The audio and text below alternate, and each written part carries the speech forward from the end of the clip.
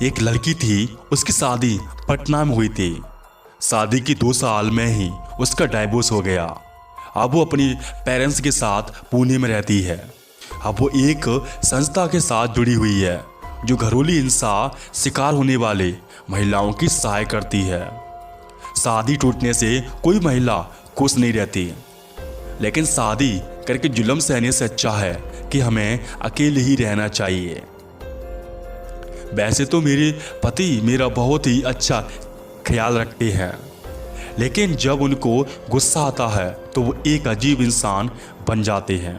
उनकी आवाज़ भी भारी हो जाती है, लेकिन मुझे ऐसा लगता था कि उनके गुस्से की वजह से उनके अंदर ऐसा बदलाव आ जाता, लेकिन ऐसा बिल्कुल नहीं था। उनके ऐसे भयानक रूप के पीछे एक सच्चाई और थी।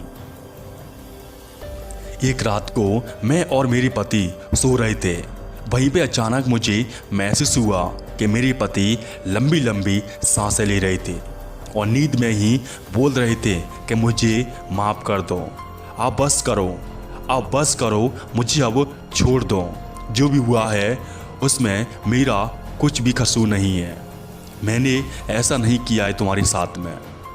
अभी सब सुनते तो मेरे रोंगटे खड़े हो गए। मैंने तुरंत ही उनको जगा दिया और पूछा कि क्या बात है, आपसे कौन सी भूल हुई, आप नींद में ऐसा क्या बोल रहे थे। मेरे पति ने बातों को टालने की कोशिश की और कुछ भी बोले बिना सो गए। मैंने फिर से वही सवाल किया। उस समय वो गुस्से में आके मुझे एक जोरदार चांटा लगा दिया। ये पहली बार हुआ था कि उन्होंने मुझ पर हाथ उठाया है। उसी रात को मैंने ये कर दिया कि मैं ये रहस्य को जान के रहूँगी। दूसरे की बातें, अपनी बातें मैं इसे जान के रहूँगी। दूसरे दिन मैंने अपनी सास से बोला कि सास सुनिए सासू माँ, उनके बेटे के बारे में मुझे जानना था। तो मैंने उनसे पूछा। मैंने उनको एक कसम दिलाकर सारी सच्चाई के बारे में जान लिया कि हमारी शादी से पहले मेरी पति की दूसरी लड़की के साथ सगाई हो चुकी थी और 3 महीने के अंदर वो सगाई टूट चुकी थी। सगाई टूटने के कारण वो लड़कियां, कोई भी लड़कियां थी, वो बस डरी हुई थी कि अब मेरा क्या होगा। एक ही लड़की थी पर उसके मन में था कि बहुत सारी लड़कियां थी। लड़की ने पंखी से लटककर आत्महत्या कर ली, जिससे शादी टूटी थी, सगाई टूटी थी। और वही लड़की अब प्रेत बनकर, आत्मा बनकर पति को हैरान कर रही है।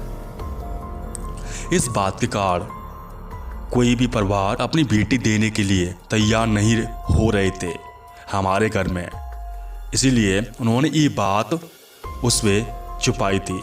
उस रात में अपने पति से खूब लड़ाई की और मैंने सोचा कि मैं इनसे फैसला कर लेती हूँ आज, क्योंकि इतनी बड़ी सच्चाई हमसे छुपकर हमें धोखा दिया है। एक रात को करीबन रात के 2 बजे मुझे जगाकर बोले कि तुम इस कमरे से बाहर निकल जाओ। उस समय उनकी आंखें खून से लाल चोर हो चुकी थी और मेरे सामने इस तरीके से देख रहे थे कि मैं कोई और कोई हूँ, मैं उनकी पत्नी हूँ नहीं। मुझे पता था कि इस समय अगर मैं विरोध करूँगी, हल्ला करूँगी, तो वो मेरे साथ मारपीट करेंगे। इसलिए मैं चुपचाप वहाँ से बाहर निकलकर ड्राइंग रूम में आ गई, लेकिन मुझे नींद नहीं आ रही थी।